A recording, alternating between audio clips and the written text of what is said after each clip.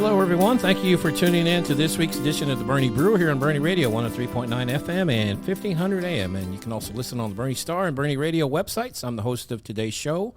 My name is Kerry Barbosa, and I'm the sports editor of the Boerne Star. And joining us today is the newly named head coach at Boerne High School, the head football coach, Brett Sawyer. Coach Sawyer, thank you for being a part of the show. Of course. Thanks for having me. I put the fact on Twitter, the fact that you were hired as the new head coach on Twitter, and it got 6,500 hits. So you have a following or something going on out there. You have a fan club. The state championship champion girls, I put a video of them jumping in the pool, and I got 1,000. So you have 6,000, and they have 1,000. I guess you have some fans out there. So anyway, yeah, that's pretty cool, though. I'll take it. So you're succeeding Shea Hendricks, who led the Greyhounds for 7 seasons, and you were here for those 7 years as the DC. Were you the DC the whole time, defensive coordinator? Yes, okay. I was.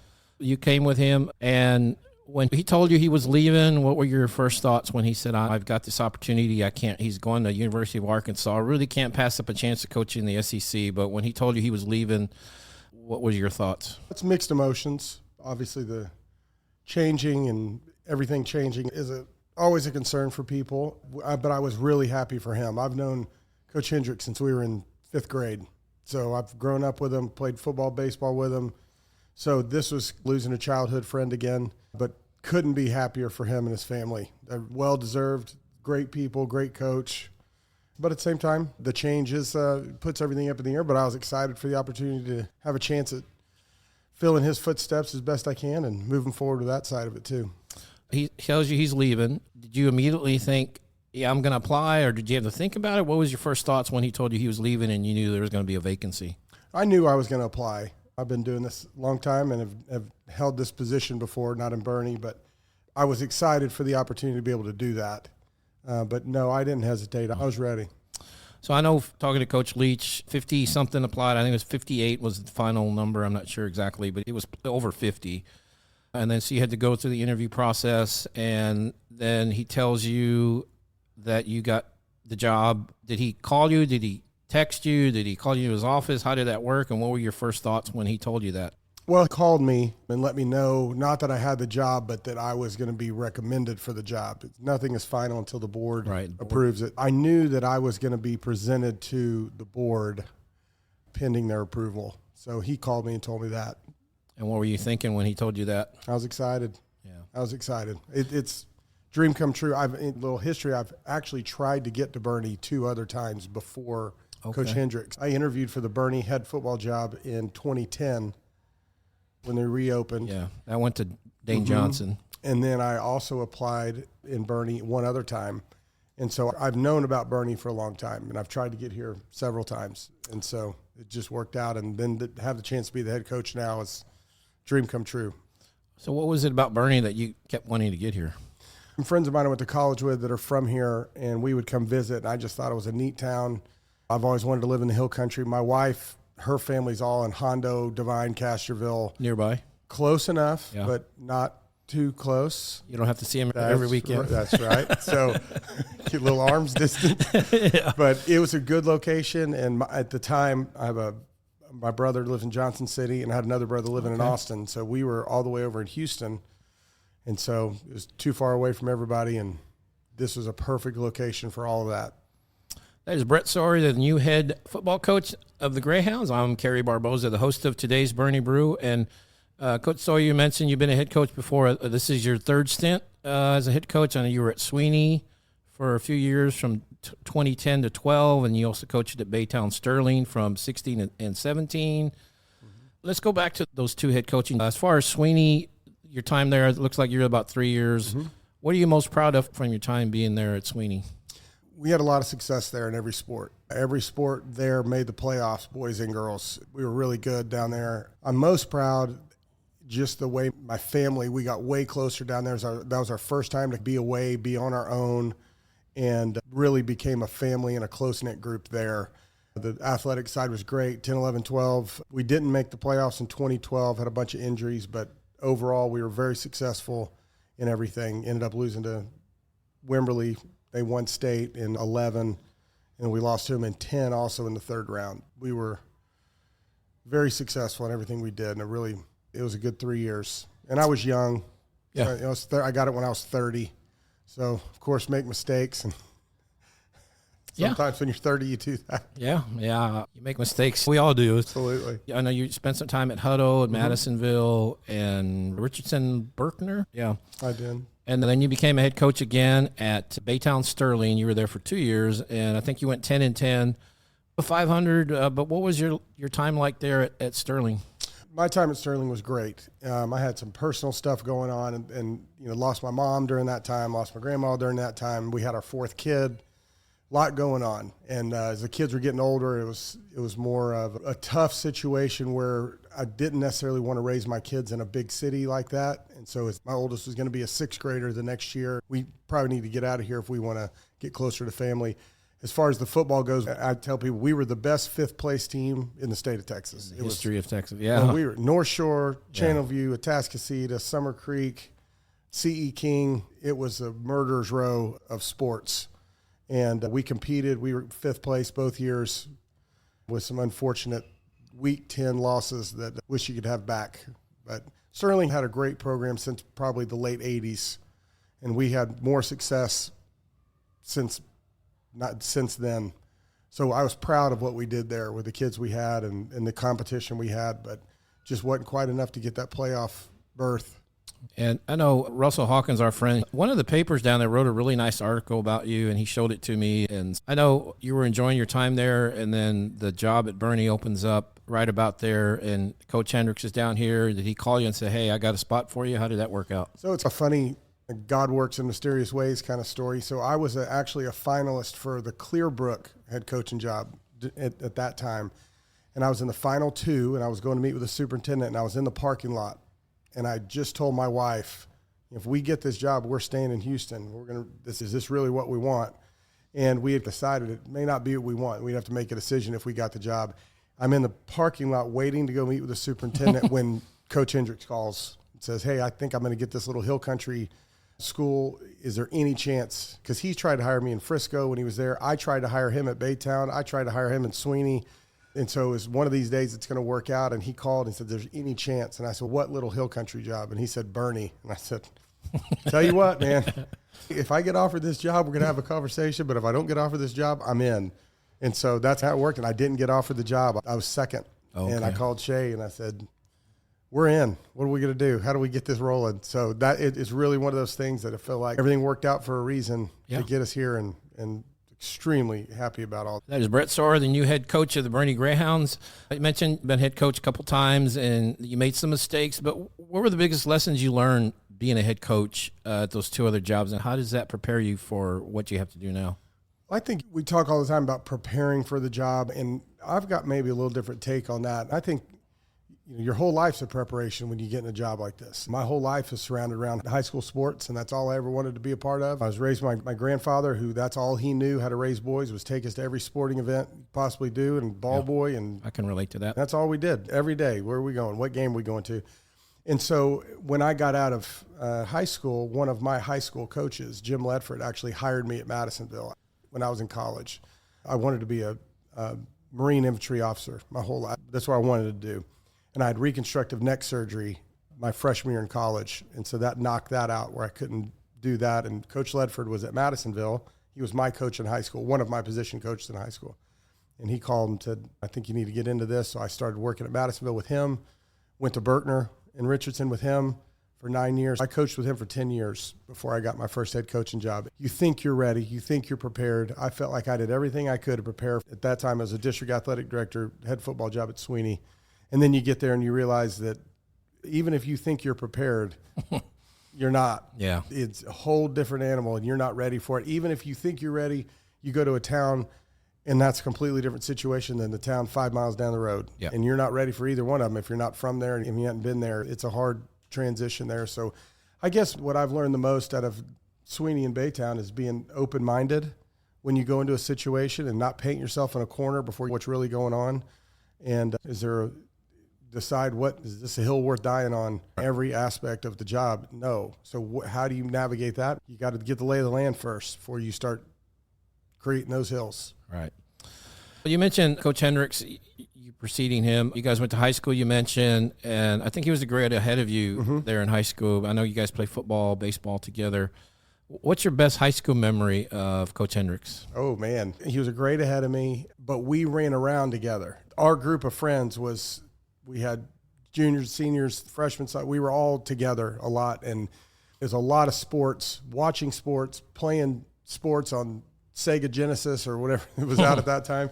And our relationship was built around those sporting events. And being with him, he's always smart, always a leader, always pumping you up. I remember when I was a junior in football, this is a telling story, but I'll give you one high school story that I remember about Coach Hendricks. And so we went to Lake Highlands High School. We were very good. We were playing Plano High School, who won state, and we're at Plano. I'm a second-string backer behind a guy that's going to Texas. So let's just say that I'm not playing a ton except for special teams, which is fine. I shouldn't have played over Anthony Hicks anyway. So something's going on in the game. I'm trying to get ready for special teams. It's about to be punt return, so I'm getting ready. And I see Anthony Hicks running off the field holding his shoulder. Well, I'm his backup. They're yelling at me. I'm not sure what the situation is. I think I'm going in for punt return. So I run in. It's 4th and inches at a crucial part of the game. And Shea, this is when you huddled up on defense. Right. And so Shea and I are the front of the huddle. So he's the safety calling the coverages, and I'm the backer calling the front. And he grabs me by the helmet. He said, "This is your time." And I'm like, something along those lines. I'm sure it was more colorful than that at the time. It was a pretty intense situation. Then I realized when I line up, they're going for it. It's 4th and inches. Going for it. And the other linebacker, I'm at my 4.5 yard depth, just like Coach tells me, and he's telling me to scoot up. So I'm looking at him. I'm not sure what's going on. I'm scooting up when they snap the ball, and I just go. And I make the play for a 2-yard loss, and Shea's jumping all over me to get to the side. I never had the heart to tell my coaches I had no idea what was going on. That's how you step up. It was one of those things, but I remember Shea really looking back at it. I was like, that's what he was trying to tell me, and I wasn't even paying attention to what he was trying to say. So it was a pretty good story. Yeah, and then did you tell Shea, "You're scaring me when you're grabbing my helmet"? Oh, no, it was great. I just went with it. I was glad to be in the game. Whatever happened, so it was good. And then did you get to play more, or did they put you back to special teams? I did both. I played more after that, the other side, but Anthony Hicks was a really good player at Texas and hurt his knee and didn't pan out because knee injuries are different back then than they are now. But yeah, that's true. He was a heck of a player and really good in high school. Back then, the knee, they used to cut you open. I knew guys that had scars, 6-inch scars on their knees. They would go in there and spread out the knee and work on it and then sew you back up. That's right. Took a while to get year back. and a half later, maybe you can run again. Yeah, maybe. Yeah. So anyway, so you graduate. I know you were a year apart. You graduated in 96, and I think he was a year before you. So did y'all keep in contact in college and then at the different coaching jobs? Were y'all always in contact with each other? Always in contact, yes. He was playing baseball at Wharton when I went to Sweeney. He tried to get me to go to Wharton, and at that point, I wanted to go to college. I didn't want to go to Wharton, even though I love Shea. I knew Shea wasn't going to be there that much longer, and I was going to be stuck there without him for a year. And I was like, I think I'm ready. I wanted to go to A&M. And so when I got into A&M, I was done with that. But we kept in touch through then. When we went to Abilene Christian, kept in touch a little bit then. But really when we got into coaching, he started coaching at W.T. White for our high school head coach that we played for, Mike Zafuto. And he started coaching there, and I was coaching with Jim Ledford, who was our offensive coordinator during those times. And so we would talk all the time about what was going on. And once he became a defensive coordinator and I was a defensive coordinator, we ran the same defense. And so we would talk most Sundays, especially for hard games, game plan. What would you do here? What do you think about that? And we talked for years on weekends about game plans and what's going on. We'd go up and stay with them when they lived up in Frisco when Hank was a baby. Hut and Houston were just little guys. Yeah. And we'd go up there and stay with them and them wrestling around on the trampoline and everything else. We've known each other a long time. Sounds like lifelong friends. It sounds like it's going to continue even though he's moved on to another job. It sounds like you guys are going to stay in contact. But as Brett Sawyer, new head coach of the Boerne Greyhounds, he's joining us here on the Boerne Brew. I'm the host of today's show. I'm Kerry Barbosa, sports editor of the Boerne Star. So I ask every coach this, and everyone has something, but what is your superstition or pregame ritual that you have to do before a game? And so everyone that I've talked to has something. It's either the way they dress or what they eat. You're probably talking to the least superstitious person alive. Uh-oh. So let's see your laundry list. What do you got? I would say I don't like just sitting around in the coach's office. We go out and pregame, no matter what group's out there. I like to sit on the bench, watch the other team warm up by myself, just sit there. I always do that. As far as what I wear, I don't know. Comfortable shoes. I don't like necessarily every year we get these coaching shoes and they're really uncomfortable. And so I wear my running shoes and everybody makes fun of me. Like, these are shoes that I'm going to be comfortable at least. I really don't have a whole lot. I just stay by myself pregame.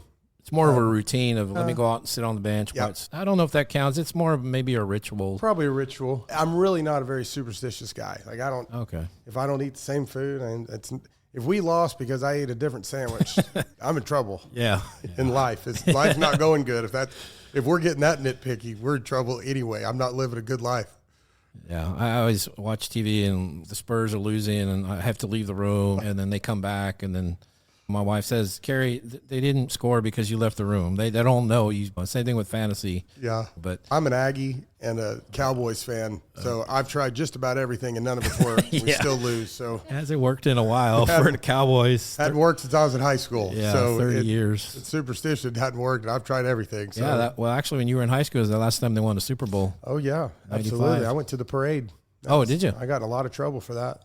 Oh. I wasn't supposed to go. Oh, it was during okay. school. Oh, I see. So you're playing hooky. I was. So, my brother took me. At least I was with my brother. So all you football players listening, you can't skip school and go to parades. That's exactly what it was. I missed athletics. I was at the Cowboy parade. It wasn't good. Oh, man. Anyway, that is Brett Sawyer joining us here on the Boerne Brew. So you mentioned your wife and kids. I know Kinsley's the oldest, and then you have another one that's a sophomore, right? Kira. Yeah, Kira, and she runs cross country. And then Kinsley's the goalie, and she plays volleyball. And then you have two others? Yes, right? Two younger ones. I have a 7th grader at North over here, and she plays volleyball, basketball, soccer, track, cross country. And then my youngest one, I have a 2nd grader, so that's good timing. She's at Currington Elementary here in town, and she's going to be running the world. Okay. Maybe only her world, but she's running a world. So she's awesome. One of the worlds, right? One of the worlds. She's going to be in charge of it for sure. All right. Well, sounds like she's a leader. She is. The job opens. What did your wife, kids tell you about applying for the job? Were they all for it? What was the discussion like around the Sawyer household? It's being the 3rd time to go through this. My wife knows exactly what this means and the time commitments and how our life is going to change. And she was really excited, and getting her blessing to do this again, it was a huge deal for me. And she's busy. She does agriculture stuff at the high school, and we raise lambs, and she coaches club volleyball, and she was a head volleyball coach for a long time.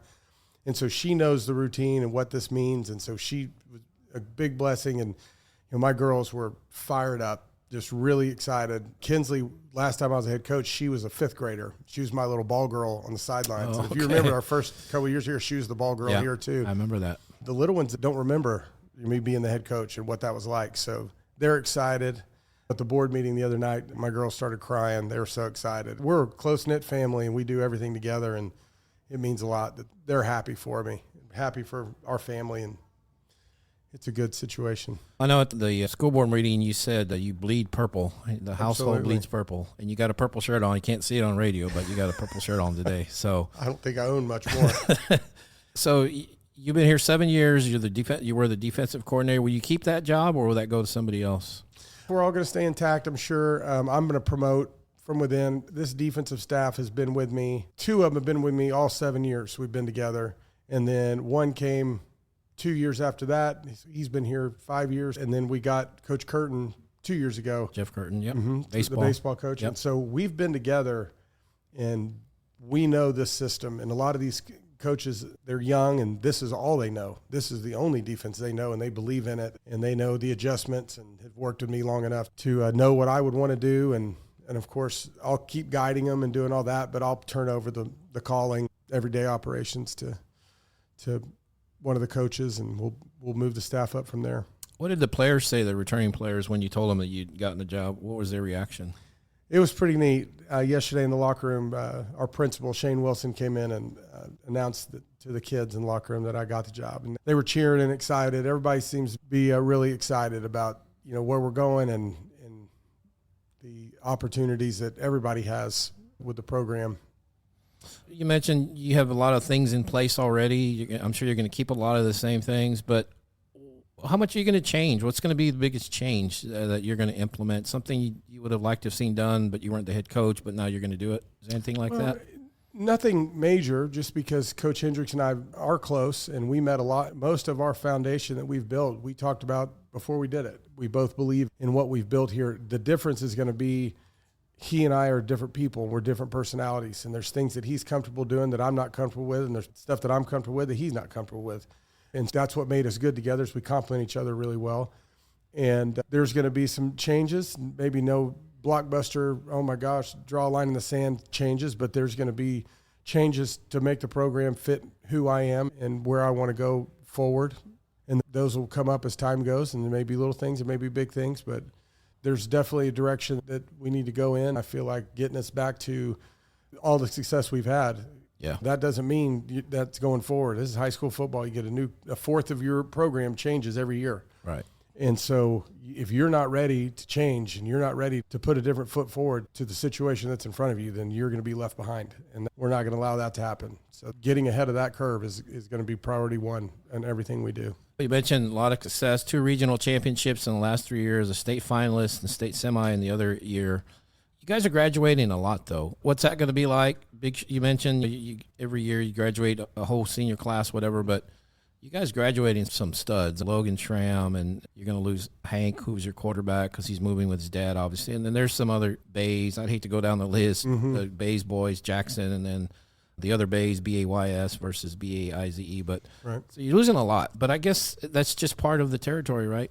You lose a lot every year. And so this was the biggest senior class I think Boerne's ever had football-wise. I think we graduated 35 seniors, and then Hank on top of that.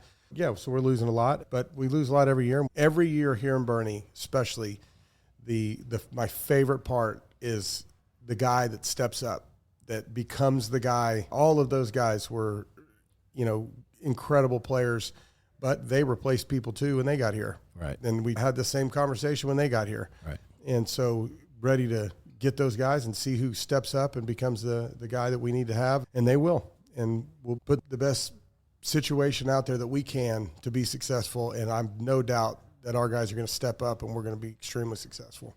Now, you are 5A now, first year as a 5A. I know across town the Chargers do spring drills. Is that something you've thought about, or not ready for that, or what's the approach on that? I've done both over the years. We've had spring, we've not had spring. My thought is summer changes a lot, the rules of summer now. I'm not a big fan of spring. It's before you could work real football in the summer.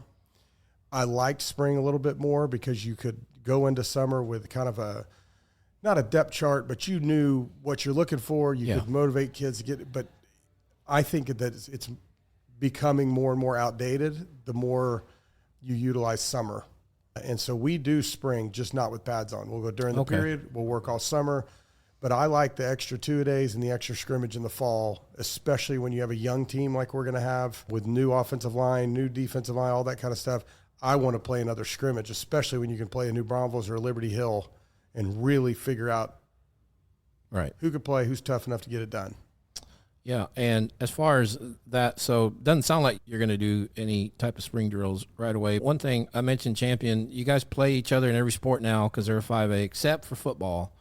I was talking to someone last night at a softball game. They said they would love to see you guys play non-district. What are your thoughts on that? I know it may happen eventually because you're going to might be in the same district at some point, but what are your thoughts about the Greyhounds playing the Chargers in football? I'm open to play anybody. I don't care who they are. You can tell by our non-district schedules. We load it up and play, and I would love the opportunity to play Champion, and I think they would too. I think it'd be great rivalry and all that kind of stuff, and I get the history, but I wasn't here for all that history. But as far as football goes, we play in every sport already. I would, if that came to the table and they wanted to play, I would definitely be fired up to play. Yeah, that would be. I think it'd be a sellout. I think you'd have to bring extra bleachers. Probably. I think it'd be standing room only. I think the last time they sold out that stadium was Johnny Football was here, and they had 7,000. I think we could beat that. Yeah, I think it'd be a great. You could call it the Boerne Bowl or whatever, and I think it would draw the whole town. The whole town would have to shut down. It'd be a lot of fun. Yeah, for sure. Brett Sawyer, thank you for being on the show. Congratulations on getting the job, and we look forward to talking to you soon. Thank you very much. Thanks for having me. All Well, that is Brett Sawyer, new head coach of the Boerne Greyhounds, joining us here on the Boerne Brew. Thank you out there for listening. We'll talk to you next time.